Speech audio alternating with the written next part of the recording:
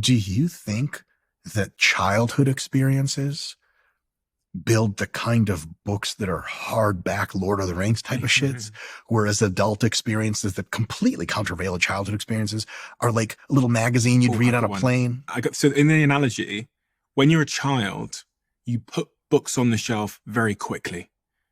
They're all very cheap books because there's nothing on the shelf. So you're just grabbing, your mum says pigs can fly on the shelf.